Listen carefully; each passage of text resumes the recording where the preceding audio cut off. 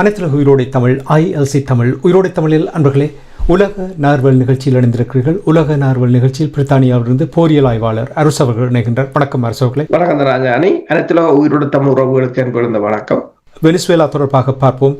Venezuela தொடர்பாக நேற்று நீங்கள் நிக்கலஸ் மடுரோ அவர்களை கைது செய்து நாடு கடத்தினார்கள் என்ற செய்திகளை ஏற்கனவே நீங்கள் கூறினீர்கள். இன்றும் கூட மேலதிக தகவல்கள் இருக்கின்றது. அவரை இப்பொழுது நியூயார்க் சிறையில் வைத்திருக்கிறார்கள் என்ற செய்திகள் வருகின்றது. அந்த விடயங்களை பார்ப்பதற்கு முன்னதாக முதலில் எங்களுடைய உறவுகளுக்கு நேயர்களுக்கு கூறுங்கள், இந்த தாக்குதல் தொடர்பாக, இந்த கைது தொடர்பாக எவ்வாறு இதை கையாண்டார்கள் என்று கூற முடியுமா? என்றால் ஒரு நாட்டுக்குள் சென்று குறிப்பிட்ட இடத்துக்குள் தாக்குதலை மேற்கொண்டு அங்கே ஊடுருவி அவரை அங்கிருந்து எடுத்து நாடு கடத்தியிருக்கிறார்கள் என்றால் இலகுவான விடயம் இல்லை.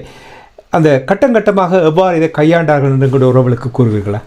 என்னென்று சொன்னால், இந்த நடவடிக்கையை பொறுத்தவரை ஓவரோலா நீங்கள் பார்த்தீர்கள் என்று சொன்னால் ஒரு சிறப்பான நடவடிக்கை. அது படைத்துறை ரீதியாக அவர்கள் படைத்துறை ரீதியாக நேரடியாக மோதுவதொன்று, ஆனால் உள்ளுக்குள்ளேயே இறங்கி புலனாய்வுத்துறையை உள்ளுக்குள் இறக்கி எதிரியை பலவீனப்படுத்தி அதற்குள் நுழைந்து தாக்குதலை நடத்தி தங்கள் மிஷன், ஒரு மிஷன் என்று சொல்லலாம், அந்த மிஷனை முடிப்பது ஒரு சாமர்த்தியம் வேண்டும். உதாரணமாக நீங்கள் 2011ஆம் ஆண்டு ஒசாமா பின் லாடனை பாகிஸ்தானில் வைத்து படுகொலை செய்த போது இதே டீம் தான் வேலை செய்திருந்தது, டெல்டா படையணி. ஆனால் அப்போது ஒரு உலங்கு வானூர்தி சேதமடைந்து அதில் கைவிட்டு விட்டு வந்திருந்தார்கள். ஆனால் அந்த நடவடிக்கை 40 நிமிட நடவடிக்கை என்று சொல்லியிருந்தார்கள். அதில் கைது செய்யவில்லை, சுட்டுக் கொண்டார்கள். ஆனால் இது அதை விட குறைவு, 30 நிமிடம் 30 மினிட்ஸுக்குள்ள எல்லாம் முடிஞ்சது என்று சொல்லியிருக்கிறார்கள். அப்ப இது தொடர்பாக இப்ப இந்த திட்டத்தை பொறுத்தவரையில் நியூயார்க் டைம் என்ன சொல்லி இருக்குது என்று சொன்னால், அதாவது ஆகஸ்ட் மாதம் அளவில் இந்த அமெரிக்காவின் CIA உள்ளுக்கு இறங்கிட்டது, களத்துக்கு இறங்கிட்டது. அவர்கள் உள்ளுக்குள் இறங்கி அதுவரையிலும் இவர்களால் அந்த CIA கண்டறிய முடியவில்லை. அவர்கள் இவரின் நடமாட்டம், எங்கெங்கு தங்குகிறார், என்ன சாப்பிடுகிறார் என்று கூட சொல்லி இருக்கிறாங்க.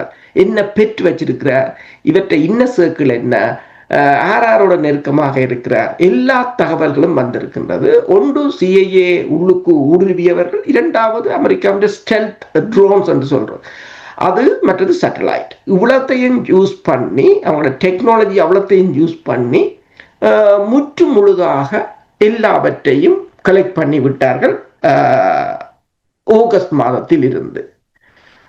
அதுக்கு பிறகு நீங்கள் பார்த்தீர்கள் என்று சொன்னால், அமெரிக்காவின் பாதுகாப்பு செயலாளர் பீட் ஹெசத் அவருடைய கூட்டுப்படை தலைமையகத்தின் தலைவர் ஜெனரல் டான் ஹெயின் சொல்லி இருக்கிறார், இந்த ஆபரேஷன் அப்சல்யூட் ரிசால்வ் என்று சொல்றது இந்த நடவடிக்கை.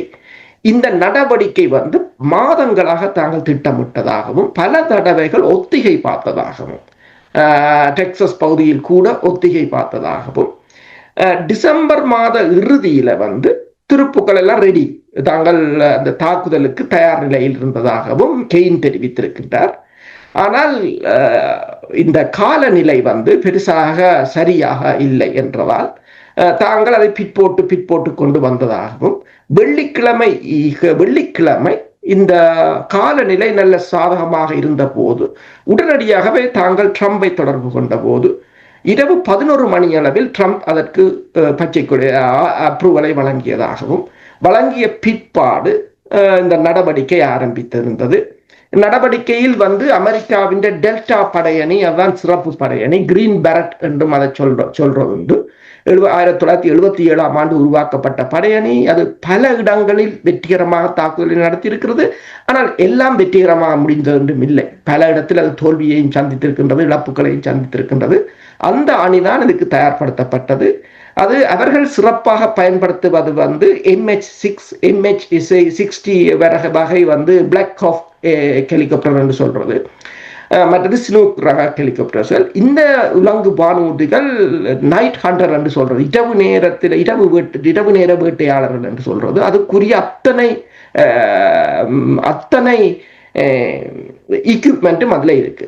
ஆனால் அதற்கு உதவியாக கிட்டத்தட்ட 150 விமானங்களை களத்தில் இறக்கி இருக்கிறார்கள். கூடுதலாக F-22 ரக ஸ்டெல்த் விமானங்கள், அந்த விமானங்கள் மற்றது F-35 ரக 5ஆம் தலைமுறை விமானங்கள், இந்த விமானங்களின் ஊடாக அதற்கு முன்னரே இவர்கள் நிக்கோலஸ் மடுரோவின் பாதுகாப்பணி, அதாவது ஏவுகணை எதிர்ப்பு பிரிவுகளில் பலரை விலைக்கு வாங்கிவிட்டார்கள். பலவற்றை செயலிழக்க செய்து விட்டார்கள் எலக்ட்ரானியல் வார்ஃபேர் மூலம். அவர்கள் கூறுகிறார்கள் தாங்கள் சைபர் தாக்குதல் மூலம் எலக்ட்ரிசிட்டியை நிப்பாட்டியதாக. கிட்டத்தட்ட 1.6 மில்லியன் மக்கள் அங்க மின்சாரம் இல்லாமல் இருந்திருக்கிறார்கள். அவ்வாறு அதை நிறுத்திய பிற்பாடு இந்த தங்கள் வசம் வராத ஏவுகணை தொகுதிகள் புக் MK வகை ஏவுகணைகள், அடுத்தது S-400 S-300S ரக ஏவுகணைகளை தாக்கி அளித்திருக்கிறார்கள். அதே போல வெனிசுலாவின் Su-30 ரக விமானங்கள் மற்றது F-16 விமானங்களும் அவர்களிடம் நின்றது, அதுகளையும் தாக்கி அளித்திருக்கிறார்கள். அவைகளை அளிக்கிற அதே சமயம் இந்த உலங்கு வானூர்திகள் கடல் மட்டத்தோடு பறந்து சென்று அங்கு தரை இறங்கி இருக்கின்றன. தரை இறங்கி கிட்டத்தட்ட அவர்கள் தரை இறங்கும் வரையும் இவர்கள் அந்த பிரதான விமான நிலையத்தை தமது கட்டுப்பாட்டில் தான் வைத்திருந்தார்கள். தரை இறங்கி இந்த சிறப்பு படையணியினர் அவர்களை கைப்பற்றியதாக கூறப்படுகின்றது. அப்ப கைப்பற்றி உடனடியாகவே அவர்கள் கடல் பகுதியில் இருந்த கடற்படை கப்பலுக்கு உடனடியாகவே கொண்டு வந்து விட்டதாக கூறப்படுகின்றது. இதில் அவர் பீட் ஹெசத்துக்கு கூறும்போது கூறியிருக்கிறார், ஒரு உலங்கு வானூர்தி அதில் சேதமடைந்தது என்று சொல்லியும், எனினும் அது பயன்படுத்தக்கூடிய நிலையில் தான் இருந்தது என்று சொல்லியும், இதில் டெல்டா படையணியும் 160வது சோர் ஹெலிகாப்டர் கரிபியன் படையணியைச் சேர்ந்த, அதாவது ஹெலிகாப்டர் படையணியைச் சேர்ந்த படையணியும் இதில் ஈடுபட்டதாக அவர் கூறியிருக்கின்றார். ஆனால் அதே சமயம் நியூயார்க் டைம் இன்னொன்றை கூறியிருக்கின்றது. இந்த டிசம்பர் 23ஆம் தேதி ட்ரம்ப் நிக்கோலஸ் ஓட கதைத்து பேசியிருந்தாராம். அப்போது பேசும்போது அவர் கூறியிருந்தார், துருக்கி ஏடகனோட தான் பேசியதாகவும் துருக்கிக்கு அவரை போகச் சொல்லியும் தாங்கள் அதற்கு வழியை ஏற்படுத்தி கொடுப்பதாகவும் கூறியிருந்ததாக கூறப்படுகிறது. அதற்கு மடுரோ அதுக்கு மறுப்பு தெரிவித்ததாகவும் கூறப்படுகின்றது. அதன் பிற்பாடுதான் இந்த நடவடிக்கையை அவர்கள் எடுத்திருக்கிறார்கள். உண்மையில் இந்த நடவடிக்கை புதுவருடத்துக்கு முதல் நடந்திருக்க வேண்டியது, பாதகமான காலநிலையா அவர்கள் அதை பிற்போட்டிருக்கிறார்கள். இதில் என்ன பிரச்சனை என்று சொன்னால், முற்று முழுதான புலனாய்வுத்துறையின் தோல்வி, புலனாய்வுத்துறையின் தோல்வி. மற்றது மடுரோவின் அரசு தலைவர் மாளிகையை பொறுத்தவரையில் சிறப்பு படையணி அதுக்கு பாதுகாப்பை வழங்குவார். அவர்கள் எங்கு போனார்கள் என்றும் தெரியவில்லை. இப்ப பெருமளவான ஆட்கள் உள்ளுக்கு வாங்கப்பட்டிருக்கிறார்கள். CIA உள்ளுக்கு கடுமையாக வேலை செய்திருக்கிறது. ஆனால் அது என்னன்னு சொல்றது, ஒரு துல்லியமான மிகவும் திட்டமிடப்பட்ட ஒருங்கிணைந்த தாக்குதல். அதில் மாற்று கருத்தில்லை. அது ஒரு சிறப்பான படை நடவடிக்கை என்பதான் அதை கூறல. துரோக செயல் என்று சொல்லுவீர்கள். உள்ளே இருந்து தகவல்களை கொடுத்து நிச்சயமாக அந்த தகவல்கள் கொடுத்தவர்களுக்கு அமெரிக்கா நிறைய டாலர்ஸை அள்ளி வழங்கி இருக்கும். வழங்காமல் அவர்கள் இந்த உதவியை செய்திருக்க மாட்டார்கள். நான் அப்படி கூறுவதில் தவறு இருக்கிறதோ எனக்கு தெரியவில்லை. இல்லை, அவற்றை தலைக்கு $50 மில்லியன் விதித்திருந்தார்கள். பைடன் $25 மில்லியன் விதித்திருந்தார். ட்ரம்ப் அதை டபுள் ஆக்கியிருந்தார். இப்ப அந்த $50 மில்லியன் பல பேர் இப்போது மில்லியனர்ஸா வந்திருப்பார்கள். அவர்களுக்கு அமெரிக்காவில் இருப்பிடம் கொடுக்கப்பட்டிருக்கும், பங்களாக்கள் கொடுக்கப்பட்டிருக்கும். அமெரிக்காவை பொறுத்தவரையில் இந்த நோட்டை பிரிண்ட் பண்ணி இந்த கடனாளியானது இதுதான். எல்லோருக்கும் அள்ளி கொடுப்பது, தங்களுக்கு வேலை செய்பவர்களுக்கு அள்ளி கொடுப்பார்கள். கொடை வள்ளல்கள் இல்லையா? சரி, என்னிடம் இருக்கின்ற கேள்வி என்னவென்றால், ஒரு நாட்டுக்குள் சென்று, அந்த இறமையுள்ள நாட்டுக்குள் சென்று பொதுமக்களுடைய கட்டிடங்கள் மீது தாக்குதல் நடத்தி அங்கே இப்போ என்ன விதமான சேதங்கள் ஏற்பட்டது என்று இப்பொழுது வெளியில் வராது, உடனடியாக வராது. இனி அமெரிக்கா அதை கட்டுப்படுத்தும் என்றால், இப்பொழுது நீங்கள் கூறினீர்கள் CIA அங்கே இருக்கின்றது என்றால் நிச்சயமாக அவர்கள் அதை என்ன செய்திகள் வெளியில் போக வேண்டும் என்ற விதத்தில் அவர்கள் அதை கட்டுப்பாட்டோடு வைத்திருப்பார்கள். ஆனால் மார்க்கோ ரூபியோ கூறுகிறார், தாங்கள் வெனிசுவேலாவோடு போரில் ஈடுபடவில்லை என்று கூறுகின்றார். போரில் ஈடுபடவில்லை என்று சொல்வது உண்மையா? அப்படி இல்லை, போரில் ஈடுபட்டவர்கள் இதை பின்வாங்கி ஏனைய நாடுகளிலிருந்து தங்களுக்கு எந்த ஒரு அழுத்தமும் வரக்கூடாது என்பதற்காகத்தான் இவ்வாறான கருத்துக்களை முன்வைக்கிறார்களா? உண்மைதான். என்னென்று சொன்னால், ட்ரம்பின் பேச்சை நீங்கள் கேட்டிருந்தீங்கன்னா தெரியும். அவர் கிட்டத்தட்ட ஒரு 15-20 நிமிடம் பேச்சு. அதில் அவர் கூறியிருக்கிறார், தங்களிடம் 2 திட்டங்கள் இருந்தது. முதலாவது, இந்த திட்டம் தோல்வியடைந்தால் அடுத்தது தரைவழி தாக்குதல் அல்லது வான்வழி தாக்குதல் திட்டம் இருந்தது என்று சொல்லி, இனிமேல் அதுக்கு தேவையில்லை. ரூபியோ கூறுவது அந்த இரண்டாவது திட்டத்தை என்றால் இவரை கைப்பற்றிய உடனே அமெரிக்கா கூறிவிட்டது இனி இந்த தாக்குதல் முடிந்து விட்டது என்று சொல்லி. ஏனென்றால் இனி அமெரிக்கா சொல்வதைத்தான் அங்கு இருப்பவர்கள் கேட்க வேண்டும் என்ற ஒரு நிலைக்கு கொண்டு வந்து விட்டார்கள். இப்ப மார்க்கோ ரூபியோ கூறியது போல போரை நடத்தவில்லை என்று அவர்கள் என்ன கூறுகிறார் என்று சொன்னால், ஒரு மிகப்பெரிய தாக்குதலை நடத்தி இப்போது உக்ரைன் ரஷ்யா போரை மாதிரி அல்லது ஈரான் இஸ்ரேல் போற மாதிரி இல்லாமல் ஒரு சிறப்பு படை நடவடிக்கை என்று இதை அவர்கள் வரையறுத்து கொள்ளலாம். போர் என்று இல்லாமல் இப்ப ரஷ்யாவும் உக்ரைன் மீது ஒரு சிறப்பு படை நடவடிக்கை என்று கூறியது. ஆனால் எது எவ்வாறோ அது இறமையை மீறியதாகத்தான் இருக்கும், அதில் மாற்று கருத்து இல்லை. இது தொடர்பாக பல நாடுகள், ஐரோப்பிய ஒன்றிய நாடுகள் கூட கண்டனத்தை தெரிவித்திருக்கின்றது. ரஷ்யா கூறியிருக்கின்றது அவரை உடனடியாக விடுதலை செய்ய வேண்டும் என்று. சீனாவும் கூறியிருக்கின்றது அவரை, அதாவது மக்களால் தெரிந்தெடுக்கப்பட்டவரை விடுதலை செய்ய வேண்டும் என்று சொல்லி. 2024 ஆண்டு நடந்த தேர்தலில் போது இப்போது ட்ரம்ப் கூறுகிறார் இந்த மச்சோடாவுக்கு, அதாவது நோபல் பரிசு பெற்றவருக்கு அங்கு ஆதரவுகள் இல்லை என்று. அப்படி என்று சொன்னால் மடுரோ அந்த தேர்தலில் வெற்றி பெற்றது உண்மையாக வருகின்றது இங்கு. அப்ப தேர்தலில் வெற்றி பெற்ற ஒருத்தரை, அந்த மக்களால் தெரிவு செய்யப்பட்ட ஒருத்தரை கடத்தி கொண்டு வர இந்த ஆதாரங்களும் இல்லாமல் ஐக்கிய நாடுகள் சபை எந்த தீர்மானத்துக்கும் கட்டுப்படாமல் செய்வது என்பது அது இனிமேல் இந்த ஐக்கிய நாடுகள் சபையோ மனித உரிமைகள் ஆணைக்குழு இதுகளெல்லாம் உலகத்திலே ஒரு சேர்த்திறனற்றதாக இருக்க போதான் இருக்கின்றது. இது திங்கட்கிழமை இடம்பெறப் போகின்ற இந்த பாதுகாப்பு சபை கூட்டத்தில் தான் இதில் தெரிய வரும். ஏனென்று சொன்னால் அதில் உள்ளவர்களில் உண்மையில் இதில் ஒரு மாற்றம் வராவிட்டாலும் அதில் உள்ள நாடுகள் இனிமேல் இதை தங்களுக்கு சாதகமாக பயன்படுத்திக் கொள்ளும். அன்றைக்கு ஒருவர் கூறும்போது, ஒரு மேற்குலக படைத்துறை அவதானிதான் கூறும்போது கூறியிருந்தார், இனி ரஷ்யா ஜெலன்ஸ்கியை கடத்தி கொண்டு போகலாம், தாய்வான் அதிபரை சீனா கடத்தி கொண்டு போகலாம். அப்ப இப்ப சீனாவில் ஒரு குண்டு வெடிப்பை வச்சு விட்டு இவர் தான் குண்டை வைத்தார் என்று கடத்தி கொண்டு போகலாம். அப்படி சிறிய நாடுகள் பெரிய நாடுகளால் விழுங்கப்படலாம் என்ற ஒரு நிலையாகத்தான் அமெரிக்கா இந்த நிலையை ஏற்படுத்தி இருக்கின்றது. இப்போ நீங்கள் கூறுங்கள், எதிர்க்கட்சி தலைவர் மச்சோடாவை அவர் விரும்பவில்லை என்று சொல்லுகிறார். இனி தாங்கள்தான் அந்த ஒரு மாற்றத்தை கொண்டு வந்து நிரந்தரமான ஒரு மாற்றம் கொண்டு வரைக்கும் தாங்கள்தான் அந்த வெனிசுவேலாவை இயக்கப் போவதாக கூறுகிறார். அப்படி என்றால் தங்களுக்கு தோதானவர்கள் தங்களோடு இணைந்து செயல்படக்கூடிய ஒருவரை தேடும் வரை அமெரிக்கா அங்கே இருக்கும். அதன் பின்னர் அவரை தேர்தல் மூலமாக அங்கே கொண்டு வந்துவிட்டால் இவர்களுக்கு இலகுவாகிவிடும். அப்படி போல் இருக்கின்றது. அப்படித்தான் அவர்களுடைய திட்டம் இருப்பது போல் தெரிகிறது. சரி, இப்பொழுது அவரை அங்கிருந்து நாடு கடத்தி அமெரிக்காவுக்கு கொண்டு வந்து இப்பொழுது நியூயார்க் சிறையில் அடைத்திருக்கிறார்கள். அடுத்தது என்ன? உண்மைதான். இப்போது அடுத்தது என்ன, அவர் உண்மையில் இந்த ஞாயிற்றுக்கிழமை தான் அவர் நியூயார்க்கு கொண்டு வரப்பட்டார். அப்போது வரும்போது அவர் எல்லோருக்கும் ஹாப்பி நியூ இயர் என்று சொல்லி கூறிக்கொண்டு அதில் நடந்து வந்ததை எல்லா சமூக வலைத்தளங்களிலும் அவர் இந்த வீடியோவை பார்க்கக்கூடியதாக இருந்தது. அமெரிக்காவை பொறுத்தவரையில் ட்ரம்பை பொறுத்தவரையில் இதை ஒரு தனக்குரிய ஒரு ஸ்டண்டாக இப்ப நீங்கள் பார்க்கலாம். அவர்களோட படங்கள் வெளியாகி இருக்கின்றன. இந்த நடவடிக்கை அவர்கள் லைவ்ல பார்த்து கொண்டிருந்தார்கள். இப்ப ஒசாமா பின் லாடனை சுடும்போது பராக் ஒபாமா, கிளாரி கிளின்டன் அவர்கள் எல்லாரும் பார்த்து கொண்டிருந்தது போல இவர்களும் அதை பார்த்து கொண்டிருந்த புகைப்படங்கள் எல்லாம் வெளியாகி இருக்கின்றது. இதற்கு இலோன் மஸ்க் கூட மிகப்பெரிய வாழ்த்துக்களை எல்லாம் தெரிவித்திருக்கின்றார். கடந்த வாரம் ஒரு செய்தி வந்திருந்தது, இந்த 2026 ஆண்டு இடைக்கால தேர்தல் வரப்போகிறது. அந்த தேர்தலிலும் இலோன் மஸ்க் குடியரசுக் கட்சியை தான் ஆதரிப்பார், அதற்குத்தான் நிதியை வழங்குவார் என்று கூறப்பட்டிருந்தது. இப்ப இந்த தேர்தலுக்கு இந்த 2026 ஆண்டுக்கு ட்ரம்புக்கு ஒரு பூஸ்டாக இருக்கும். ஆனால் ட்ரம்ப் வந்தது அமெரிக்காவில் இருக்கின்ற ஊழல்களை ஒழித்து அமெரிக்காவில் ஒரு முன்னேற்றத்தை உள்நாட்டுக்குள் கொண்டு வருவதுதான் அவருடைய திட்டமாக இருந்தது. ஆனால் அது இப்போ படிப்படியாக வெளிநாட்டுக்கு மாறி இருக்கிறதே தவிர உள்நாட்டில் அவரால் பெரிய அளவில் மாற்றங்களை ஏற்படுத்த முடியாத நிலையாகத்தான் இருக்கின்றது. அடுத்தது என்னென்று நீங்கள் கேட்டீங்கன்னா, இப்போ வெனிசுலாவில் வெனிசுலாவை அமெரிக்காவின் கட்டுப்பாட்டில் தான் இருந்தது. அப்ப வெனிசுலாவில் பெருமளவான ஆயில் நிறுவனங்களை அமெரிக்கா தான் நிறுவி இருந்தது. அதற்குரிய தொழில்நுட்பத்தையும் அமெரிக்கா தான் வழங்கி இருந்தது.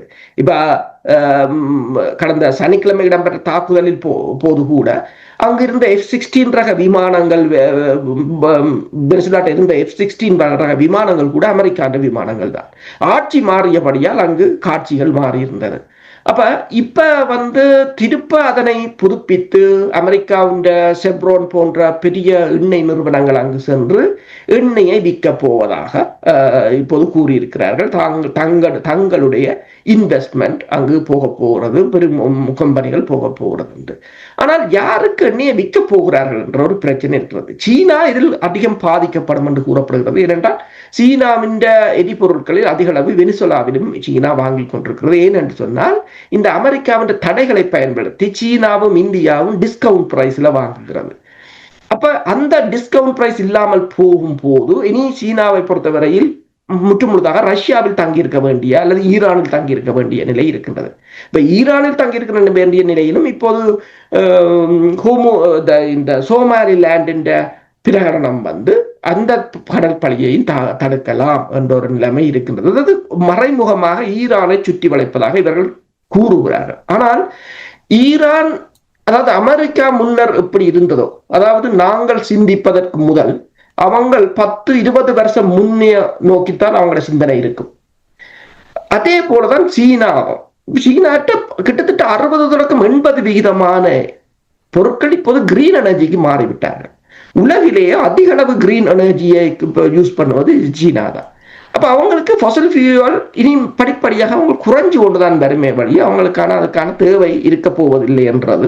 அவ்வாறு தேவை இருந்தாலும் இப்போது அவர்களுக்கு தெரிகிறது ஒன்று, இந்த கடல் வழியான போக்குவரத்துகளுக்கு மிகப்பெரிய இடையூறுகள் வரும் என்பதால் பைப் லைன் இப்ப ரஷ்யாவிலிருந்து நேரடியாகவே எரிபொருள் குழாய்களை அவர்கள் அமைத்திருக்கிறார்கள், கடல் வழி இல்லாமல் நேரடியாக செல்வதற்கு. ஆனால் ஒட்டுமொத்த, அதாவது இப்ப இன்னொரு ஆய்வாளர் கூறியிருக்கின்றார், இப்ப உடனடியாகவே எண்ணெயை எடுத்து விற்கிற அளவுக்கு அங்கு இல்லை. இனி போய் அங்கு முதலிட வேண்டும், திருப்பி கட்டு அமைக்க வேண்டும், உட்கட்டுமானங்கள் செய்ய வேண்டும், இனி உள்ளூர் ஆட்களை சமாதானப்படுத்த வேண்டும். அதற்கு பிறகுதான் கம்பெனிகள் ரன் பண்ணும். இப்ப இலங்கையிலும் அதே நிலைமை தான் உங்களுக்கு. ஏனென்றால் ஒரு ஸ்டேபிள் வந்தால் தான் வேற யாரும் முதலீடுகளை செய்வார். அப்ப வெனிசுலாவை இப்படியே வைத்துக்கொண்டு எண்ணெய் எடுப்பது என்பது ஒருவர் கூறியிருக்கிறார், குளவி கூட்டுக்குள் இருந்து கொண்டே தேன் குடிப்பது போல. அதுக்குள்ள இருந்து கொண்டு நீங்கள் தேன் குடிச்சீங்கன்னா கொட்டு வாங்கி கொண்டே இருப்பீங்க. அப்ப அதே போலதான் அவர் கூறுகிறார் என்று சொன்னால் உடனடியாக இதுகள் எல்லாம் சாத்தியம் இல்லை. ஆனால் ட்ரம்பின் இந்த இடைக்கால தேர்தலுக்கு இது ஒரு பூஸ்டாக இருக்கு. இப்போ நீங்கள் டொனால்ட் ட்ரம்புடைய அவர் கண்ணுக்குள் எண்ணெயை விட்டு எண்ணெய்க்காக காத்திருக்கிறார் என்று நீங்கள் கூறுவதை வைத்து உணரக்கூடியதாக இருக்கின்றது. அவருடைய இந்த எண்ணெயை விரும்புகின்ற எண்ணம் வெளிப்படையாக கூறிக்கொண்டு வருகின்றார். இந்த திட்டம் பலிக்கும் என்று நம்புகிறீர்களா? என்னென்று சொன்னால் இப்போதைய நிலையில் அதாவது உக்ரைன் தோல்வியை ட்ரம்ப் ஓரளவு ஏற்றுக்கொள்கிறார். ஐரோப்பிய ஒன்றியம் விடாப்பிடியாக நின்றாலும் அமெரிக்காவுக்கு தெரிகிறது தாங்கள் தோத்து விட்டோம் என்றது. அப்படி என்று சொன்னால் ஐரோப்பாவின் பாதுகாப்பை இனி அமெரிக்காவால் தாக்கு பிடிக்க முடியாது. ஏனென்று சொன்னால் பிரிக்ஸ், அதாவது அமெரிக்காவின் டாலர், பெட்ரோ டாலர் ஒப்பந்தம் ஹென்றி கிசிங்கரும் சவுதி மன்னரும் 1974 உருவாக்கினது முடிந்து விட்டது. டாலர் மிக பாரிய சேதத்தை சந்தித்துக் கொண்டிருக்கின்றது. ரஷ்யாவின் அந்நிய கையிருப்பை இவர்கள் கையாடியதால் பல நாடுகள் டாலரில் அந்நிய கையிருப்பை வச்சிருப்பதற்கு அஞ்சுகின்றன. உடனடியாகவே எல்லோரும் போய் வித்ட்ரோ பண்ணி கொண்டு வர முடியாது. அவங்க மெல்ல மெல்ல மாறிக்கொண்டு வாரார்கள்.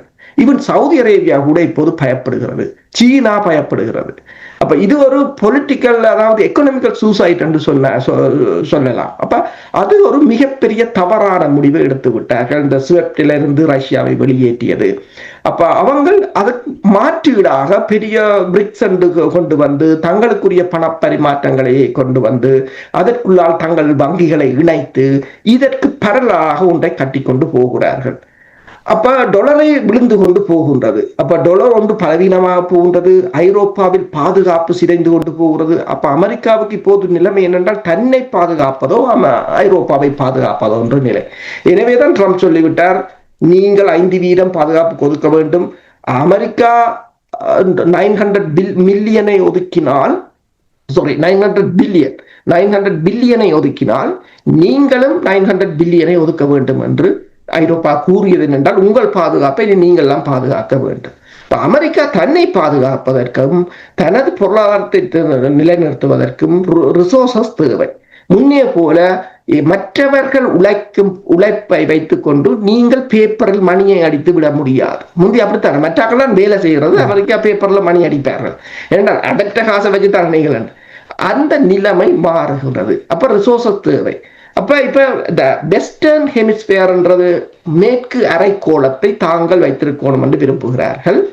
மற்றதை இப்ப அமெரிக்க கண்டத்தை அமெரிக்காவின் பகுதிகளை அமெரிக்கா வைத்திருக்க, ஐரோப்பாவை ரஷ்யா வைத்திருக்கலாம், ஆசியாவை சீனா வைத்திருக்கலாம் என்ற ஒரு நிலைக்கு வந்து கொண்டிருக்கிறது. இப்ப ட்ரம்பின் கருத்தின் அடிப்படையில் அடுத்ததாக கனடா அல்லது கிரீன்லாந்து அல்லது கியூபா அல்லது மெக்சிகோ, பனாமா, இதுகள்லாம் அவற்றை இப்போது அடுத்த லிஸ்டில் இருக்கின்றது. அவர் மத்திய கிழக்கை பற்றி கவலைப்படுவதாக இல்லை. மத்திய கிழக்கை அவர் இப்போதைக்கு கவலைப்படுவார். இப்போதைக்கு அவர் நோக்கம் முழுக்க இது. மற்றது அமெரிக்காவுக்கு செல்கின்ற சட்டவிரோத குடியேற்றவாசிகளும் லத்தீன் அமெரிக்க நாடுகள் இருந்துதான் கூடுதலாக செல்கிறார்கள். இப்ப இதுதான் அவற்றை இப்போதைக்கு பிரியோரிட்டியாக இருக்கின்றது. அப்ப இதன் மூலம் தனது பாதுகாப்பை உறுதிப்படுத்திக் கொண்டு ஆசிய பிராந்தியத்துக்கு சீனாவால் அடுத்த இலக்கு அவருடைய இலக்காக இருக்கின்றது. அப்ப ஐரோப்பாவிடமே அவர் விட்டுவிட்டார். நிக்கோலா மடுரோ கைது செய்து நியூயார்க் சிறையில் இருக்கின்றார். திங்கட்கிழமை நீதிமன்றம் கொண்டு செல்வார்கள் என்று எதிர்பார்க்கப்படுகின்றது. வெனிசுவேலாவில் துணை அதிபர் பதவியேற்று அவர்தான் இப்பொழுது அதிபராக இயங்க வேண்டிய ஒரு நிலைமை.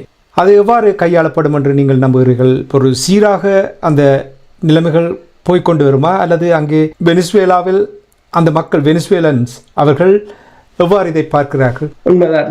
வெனிசுலா மக்களோட இரண்டு விதமான கருத்துக்கள் இருக்கின்றன. ஒன்று, உங்களுக்கு தெரியும், எந்த நாட்டிலும் எதிர்கட்சிகளும் இருப்பார்கள், ஆளுங்கட்சியும் இருப்பார்கள். ஆளுங்கட்சி உறுப்பினர்கள் மடுரோ விடுதலை செய்யப்பட வேண்டும் என்று வீதிகளில் இறங்கி போராடி இருக்கிறார்கள். எதிர்கட்சி உறுப்பினர்கள் இது ஒரு நல்ல ஒரு சந்தர்ப்பம், அடுத்த ஒரு ஆட்சி மாற்றத்தை கொண்டு வர வேண்டும் என்ற தோரணையில் இருக்கிறார்கள். ஆனால் இப்போதைக்கு இடைக்கால அதிபராக துணை அதிபர் பதவி வகிப்பார். அதன் பின்பாடி தேர்தல் நடைபெறும் என்றுதான் கூறப்படுகின்றது. ஆனால் அந்த தேர்தலிலும் அமெரிக்கா தனக்குரியவர்களை கொண்டு வருவதற்கான முயற்சியை தான் அமெரிக்கா கடுமையாக மேற்கொள்ளும் போல் தெரிகிறது. அப்ப இப்போதைக்கு இப்ப ரஷ்யாவோ சீனாவோ அவர்களுக்கு இதில் பெரிதாக ஒரு இழப்புகள் என்று இல்லை. ஏனென்று சொன்னால் ரஷ்யாவை பொறுத்தவரையில் ஐரோப்பாவில் தான் அது கவனம் செலுத்துகின்றது. சீனாவை பொறுத்தவரையில் ஆசியாவில் தான் அது கவனத்தை செலுத்துகின்றது. அப்ப இதில் அடிபடப் போவது லத்தீன் அமெரிக்க நாடுகள். அப்ப லத்தீன் அமெரிக்க நாடுகள் என்று சொன்னால் இப்ப வெனிசுலாவை பொறுத்தவரையில் இப்ப லிபியாவில் ஈராக்கில் எவ்வாறு நடந்ததோ அதே போன்ற ஒரு நிலை தோன்றினாலும் ஆச்சரியப்படுவதற்கு இல்லை என்று கூறுகிறார்கள். என்றால் ஏற்கனவே அங்கு வீதிகளில் துப்பாக்கிகளுடன் வெவ்வேறு குழுவினர் திரிவதாகவும் நாடு பிரிவடையலாம் என்றும். வெனிசுலாவை பொறுத்தவரையில் கிட்டத்தட்ட உக்ரைனை விட மிகப்பெரிய ஒரு நாடு. இப்ப அமெரிக்காவுக்கு தெரியும், இப்ப உக்ரைனுக்கு ரஷ்யா இறங்கி இவ்வளவு பிரச்சனையை சந்தித்துக் கொண்டிருக்கிறதோ அதே போல வெனிசுலாவுக்கு இறங்க முடியாது, அந்த பெரிய நாடு. அப்போ ஒரு குழப்பத்தை ஏற்படுத்தி ஒரு அண்டர்கவர் ஆபரேஷன் மூலம் தான் அதனை செய்ய முடியும். இப்ப இனி எதிர்வரும் காலத்தில் இப்போது அமெரிக்காவுக்கு எதிர்ப்பான நிலைமையும் அங்கு காணப்படுகின்றது. அப்ப அமெரிக்கா ஒருவரை அங்கு நிறுத்தினால் அவர் எத்தனை நாளைக்கு அங்க பதவியில் இருப்பார், அல்லது இராணுவ புரட்சி நடக்கலாம் என்று இந்த நாடுகள், லத்தீன் அமெரிக்க நாடுகளில் இந்த பூகோள அரசியல் நெருக்கடி காரணமாக அங்கு பல காலமாகவே ஒரு உறுதியற்ற தன்மை தான் காணப்பட்டு கொண்டு வருகின்றது. அவர்கள் மேற்குள்ள அமெரிக்காவுக்கு சார்பாகவும் போக முடியாது என்று சொன்னால் அவர்களின் உழைப்புகள் எல்லாவற்றையும் இவர்கள் உறிஞ்சி விடுவார்கள். அதுதான் அவர்களுக்குரிய ஒரு பெரிய பெரிய பிரச்சனையாக இருந்தது. எனவேதான் கியூபா விடுதலை போராட்டம் கூட அவ்வாறு இருந்தது. இப்ப கொலம்பியா அடுத்தது தனது பாதுகாப்பை அதிகரிப்பதாக எல்லாம் கூறியிருக்கிறார்கள். பாதுகாப்பு பிரச்சனை இல்லை, உங்களிடம் இப்ப புதிய டெக்னாலஜி இருக்கின்றது, ஆளில்லாத தாக்குதல் விமானங்கள் இருக்கின்றன, எல்லாம் இருக்கின்றன. ஆனால் அண்டர்கவர் ஆபரேஷன்ஸ், புலனாய்வுத்துறையின் நடவடிக்கைகள், உள்ளுக்குள் இருப்பவர்களை வாங்குவது, உள்ளுக்குள் இருந்தே சதி செய்வதை உங்களால் தடுக்க முடியாது. இப்ப சிரியா எவ்வாறு விழுந்ததோ அதே போலதான் வெனிசுலாவும் வீழ்ச்சி அடைந்திருக்கின்றது. அப்ப அடுத்த எதிர்காலம் என்னென்று சொன்னால் வெனிசுலாவை பொறுத்தவரையில் இனி அங்கு ஒரு உறுதியான அரசு அமையும் வரை வெனிசுலாவில் யாரும் எந்த முதலீடுகளையும் செய்ய முடியாது. இப்ப வெனிசுலா மக்கள் இப்போது அதான் கொலம்பியா கொலம்பியாவுக்கும் வெனிசுலாவுக்கும் இடையில் கிட்டத்தட்ட 2000 மைல்கள் இல்லை. அந்த 2000 மைல்களையும் கொலம்பியா வந்து பலப்படுத்தி இருக்கிறது என்று சொன்னால் வெனிசுலாவிலிருந்து மக்கள் இடம்பெயரலாம் என்ற, இனிமேல் அங்கே குழுக்களுக்கு இடையிலான மோதல், இன மோதல்கள் ஏற்படலாம் என்று. ஆனால் பாதுகாப்புத்துறை அமைச்சரையும் குறிவைத்து தாக்கியிருந்தது அமெரிக்கா. அவர் தப்பி விட்டார். சில சமயங்களில் துணை அதிபர் தனது கொண்ட்ரோலை, அதாவது துணை அதிபரும் இராணுவமும் வெனிசுலாவின் கட்டுப்பாட்டை முழுமையாக எடுக்குமாக இருந்தால் அடுத்த தேர்தல் வரையிலும் அங்கு ஒரு சுமூகமான நிலை ஏற்படலாம். இருந்தாலும் அமெரிக்காவுடன் அவர்களது உறவுகள் எவ்வாறு போகிறது என்பதை இப்ப திங்கட்கிழமை பாதுகாப்பு சபை கூடும். அதற்கு பிறகு இந்த அனைத்துலக சமூகத்தின் நடவடிக்கைகளை பொறுத்து தான் இருக்கின்றன. என்றால் வெனிசுலாவால் தனியாக அமெரிக்காவை எதிர்க்க முடியாது. வெனிசுவேலாவுடைய இராணுவத்தினர் கூறுகிறார்கள் ஏகாதிபத்திய அடக்குமுறைக்கு தாங்கள் தயாராக இருக்கிறோம் என்று கூறுகிறார்கள். என்ன காரணத்துக்காக இவ்வாறான ஒரு கருத்து? உண்மைதான். என்ன என்று சொன்னால் பாதுகாப்பு அமைச்சரையும் குறிவைத்துத்தான் தாக்கினார்கள். அவர் ஏதோ அதிர்ஷ்டவசமாக தப்பிவிட்டார். இப்ப துணை அதிபராக இருந்தாலும் அந்த அந்த ரெஜிம் என்று சொல்ற அந்த அரச அதாவது அரசு தலைவரை தான் அகற்றி இருக்கிறார்கள். அந்த சிஸ்டம் வந்து அவருக்கு அவருடைய சிஸ்டமாகத்தான் இருக்கின்றது.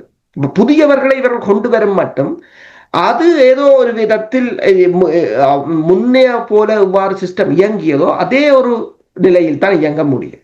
ஆனால் அதன் தொடர்ச்சி வந்து மக்களின் கையில தான் தங்கி இருக்கின்றது. இப்ப மக்கள் பூர்ணமாக ஆதரவு அளிப்பார்கள் என்று சொன்னால் இந்த ட்ரம்பின் இந்த நடவடிக்கை வந்து ஒரு பலனற்றதாகத்தான் போகலாம். பிரேசில் எல்லையை மூடியிருக்கிறார்கள் போல் இருக்கின்றது. இனி அர்ஜென்டினா இது தொடர்பாக வரவேற்றிருப்பது போல் தெரிகின்றது. நீங்கள் ஏற்கனவே பாதுகாப்பு சபை கூட போகின்றது திங்கட்கிழமை என்று நீங்கள் கூறினீர்கள். இருந்தாலும் ஏனைய உலக அரசியல் தலைவர்கள் என்ன கூறுகிறார்கள்? உண்மைதான். பெருமளவான அரசியல் தலைவர்கள் இதற்கு எதிராகத்தான் நிற்கிறார்கள்.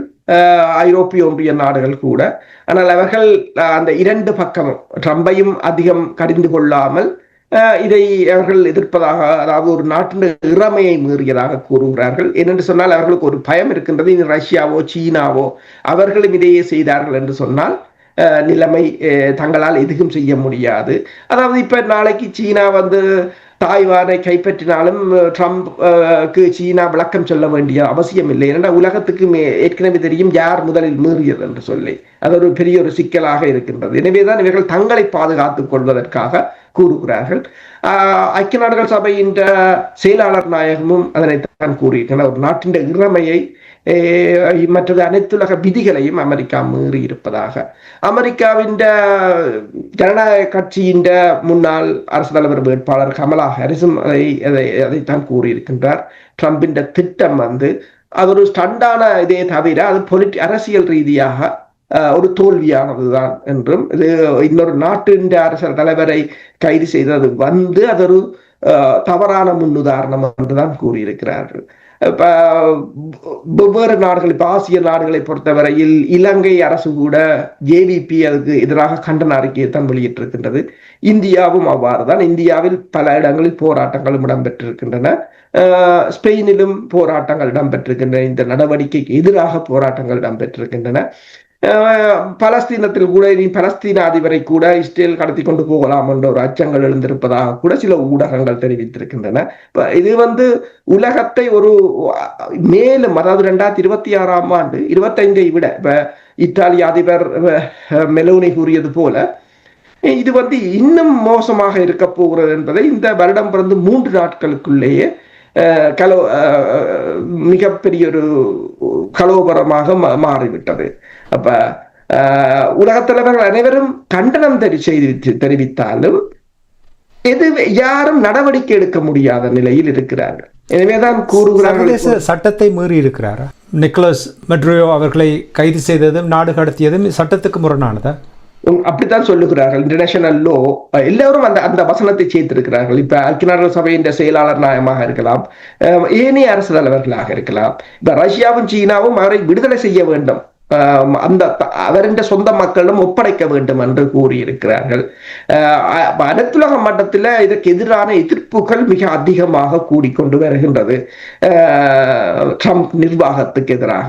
ஆனால் இதை எவ்வளவு தூரத்துக்கு ட்ரம்ப் இதனை, ஏனென்று சொன்னால் சில ஆய்வுகளின்படி இந்த ட்ரம்பின் இந்த நடவடிக்கை சின்ன சின்ன நாடுகளை எதிர்ப்பக்கம் போகத்தான் தூண்டும்.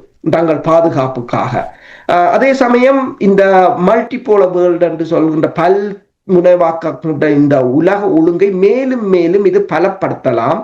மேற்குலக நாடுகளை இது மேலும் பலவீனப்படுத்தலாம். உலகத்தின் ஏற்கனவே பொருளாதாரத்தால் சிதைந்திருக்கின்ற இந்த உலகத்தின் பொருளாதாரம் மேலும் சிதைவடையலாம் என்ற ஒரு அச்சம்தான் தோன்றியிருக்கின்றது. ஏனென்றால் இப்ப வெனிசுலாண்ட இந்த நடவடிக்கை இந்த நடவடிக்கை இப்ப நாளைக்கு பார்த்தீங்கன்னா oil பிரைஸ்ல இருந்து எல்லாம் கடுமையான மாற்றத்தை சந்திக்கலாம். அது பொருளாதாரத்தை பாதிக்கலாம், உற்பத்தியை பாதிக்கலாம் என்று உலகம் ஏற்கனவே ஒரு சப்ளை லைன் எல்லாம் குழம்பிய நிலையில் இருக்கின்ற உலகத்துக்கு இது மிகப்பெரிய ஒரு ஆபத்தான. ட்ரம்பினுடைய நிர்வாகம் அங்கே அதை தாங்கள்தான் இயக்கப் போகிறார்கள் என்றால், எண்ணெய் உற்பத்தியையும் அவர்கள் கையாண்டார்கள் என்றால், அது அதிகமாக சந்தைக்கு வரும் பொழுது இன்னும் எண்ணெயினுடைய விலை குறையலாம் தானே. ஏன் நான் அதை கேட்கிறேன் என்றால், உலகத்திலேயே அதிகமான எண்ணெய் உள்ள வளமுள்ள நாடு என்றால் வெனிசுவேலா என்று சொல்லுகிறார்கள். அது உண்மையா? அப்படி என்றால் இந்த மாற்றம் வருமா? விலைகள் மாற்றங்கள் வருமா?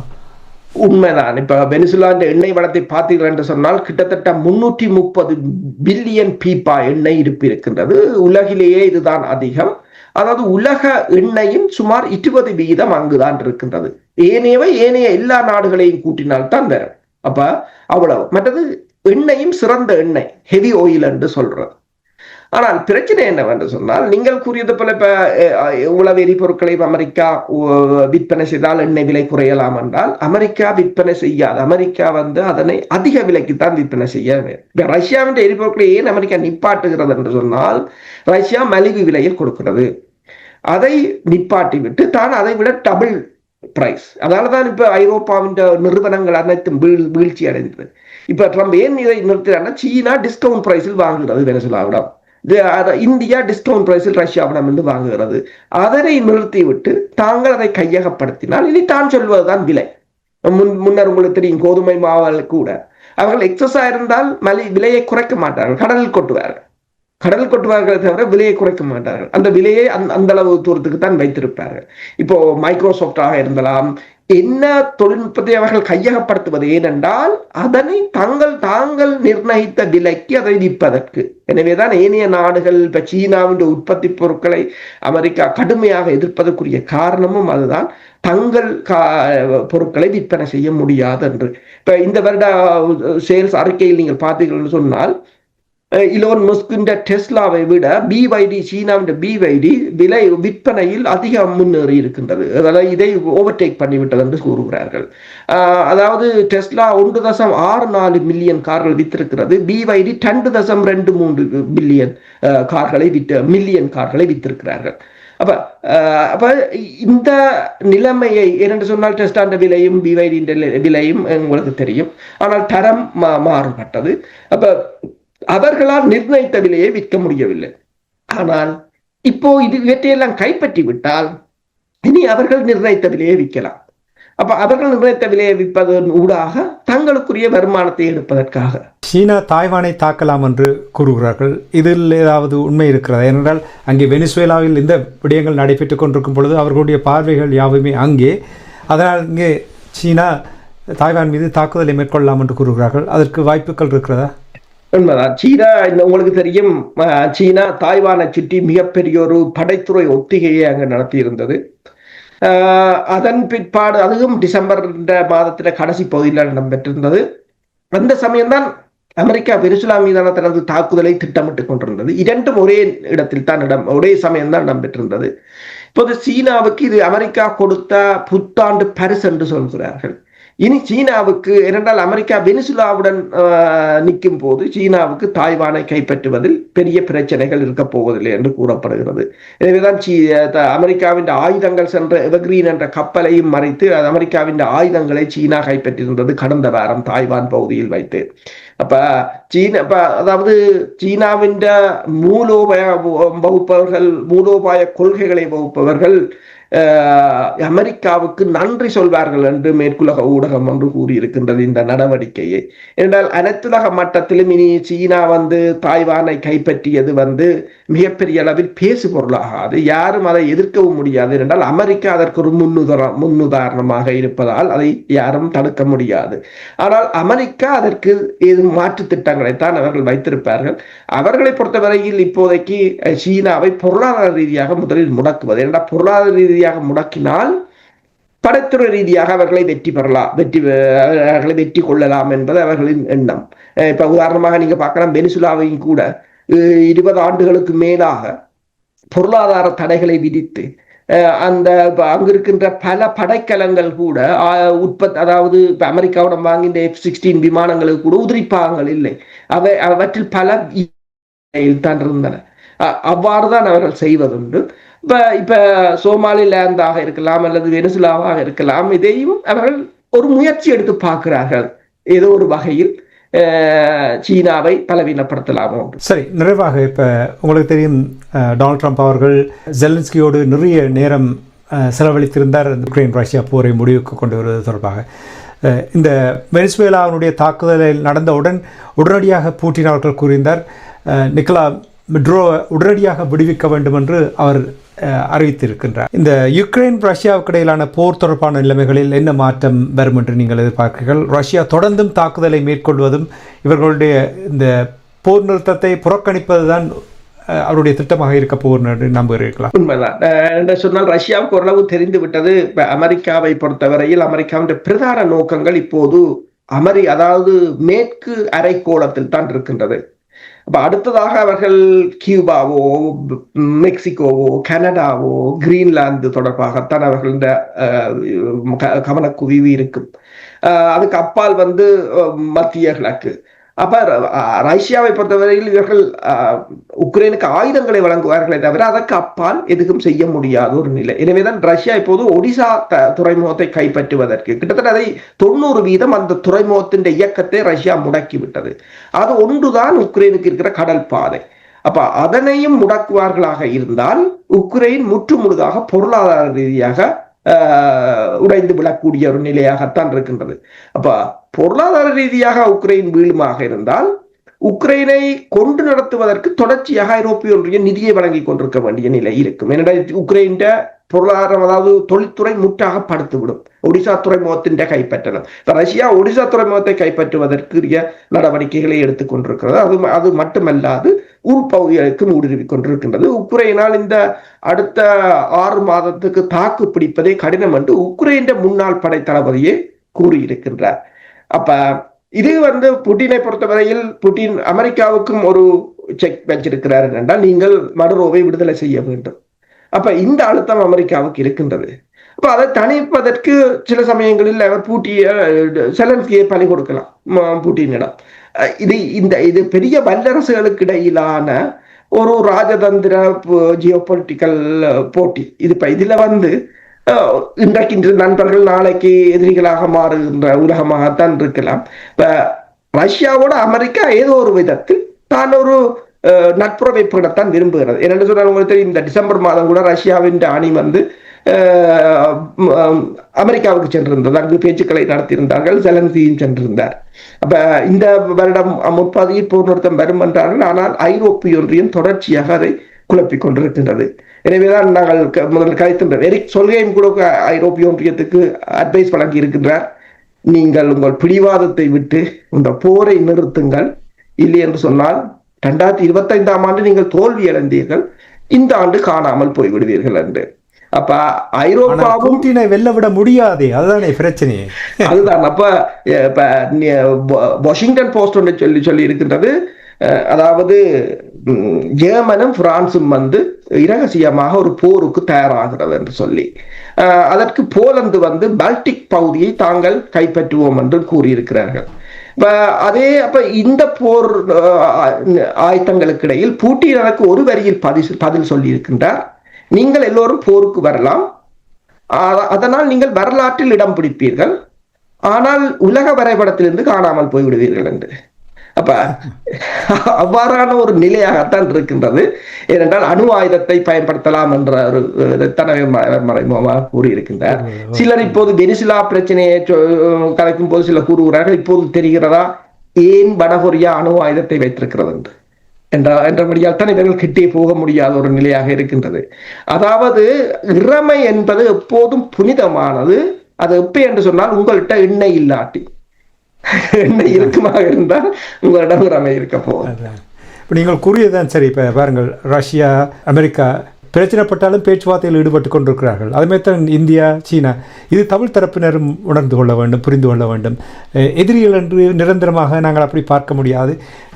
ஒன்றில் சரிவரவில்லை என்றால் அடுத்ததில் பேச்சுவார்த்தையில் ஈடுபட வேண்டும். அதுதான் உலக நியதி.